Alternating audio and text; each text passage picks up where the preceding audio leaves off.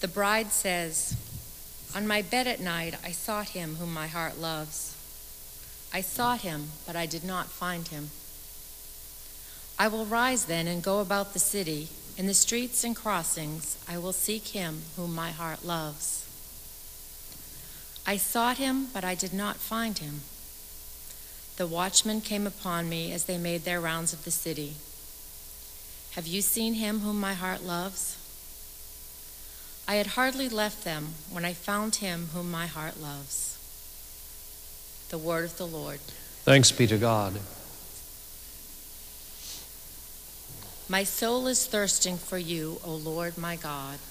My soul is thirsting for you, O Lord my God. O God, you are my God whom I seek. For you my flesh pines and my soul thirsts, like the earth, parched, lifeless, and without water. My soul is thirsting for you, O Lord my God. Thus have I gazed toward you in the sanctuary to see your power and your glory. For your kindness is a greater good than life. My lips shall glorify you. My soul is thirsting for you, O Lord my God.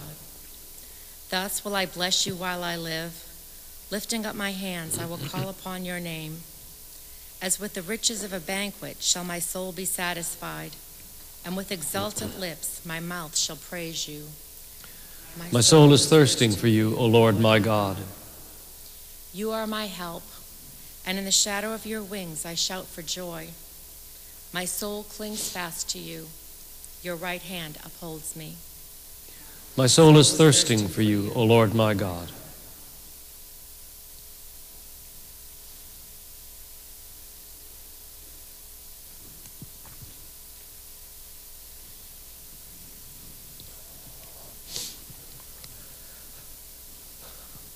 Alleluia, alleluia, alleluia.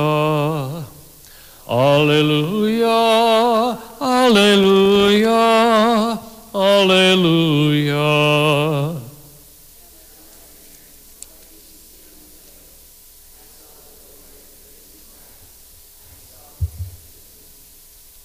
Alleluia, alleluia, alleluia.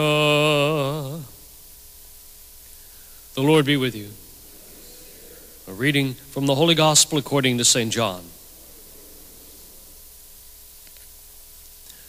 On the first day of the week, Mary Magdalene came to the tomb early in the morning, while it was still dark, and saw the stone removed from the tomb. So she ran and went to Simon Peter and to the other disciple whom Jesus loved, and told them, "They've taken the Lord from the tomb, and we don't know where they put him." Mary stayed outside the tomb weeping, and as she wept, she bent over into the tomb and saw two angels in white sitting there, one at the head and one at the feet of where the body of Jesus had been. And they said to her, "Woman, why are you weeping?" She said to them, "They've taken away my Lord, and I do not know where they laid him." When she had said this, she turned round and saw Jesus there, but did not know that it was Jesus. He said to her, "Woman, why are you weeping? Whom are you looking for?" She thought it was the gardener, and said to him, "Sir, if you've carried him away, tell me where you laid him, and I will take him." Jesus said to her, "Mary." She turned and said to him in Hebrew, "Rabboni," which means teacher.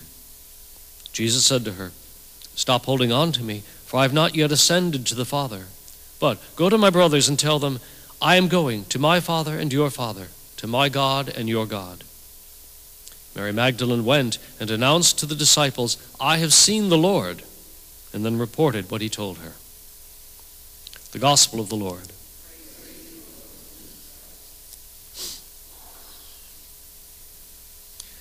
There's a series of things I think that we can learn from Mary Magdalene.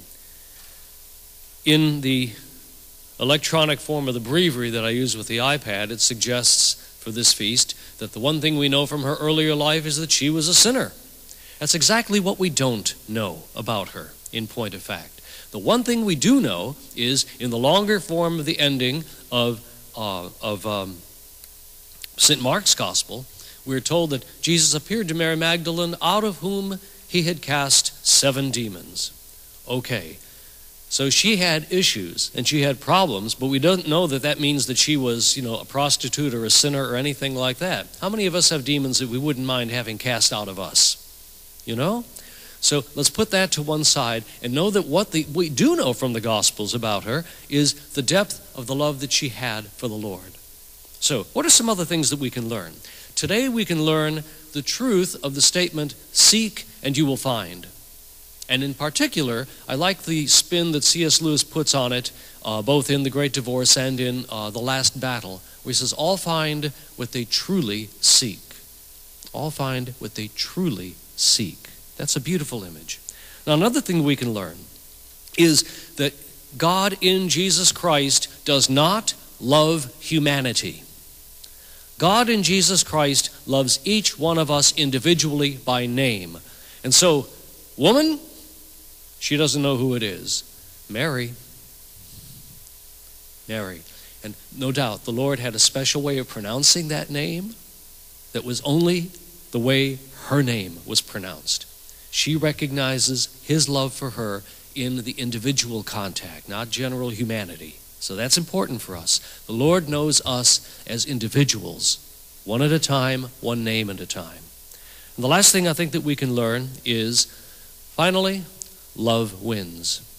And I think we can learn nothing more important from Mary Magdalene and her seeking than that true statement. Love in the final analysis wins. We need to hold on to that, especially as we see the evil that is going on in northwest Iraq or in northeast Nigeria, the tremendous amount of hatred and slaughter that's going on.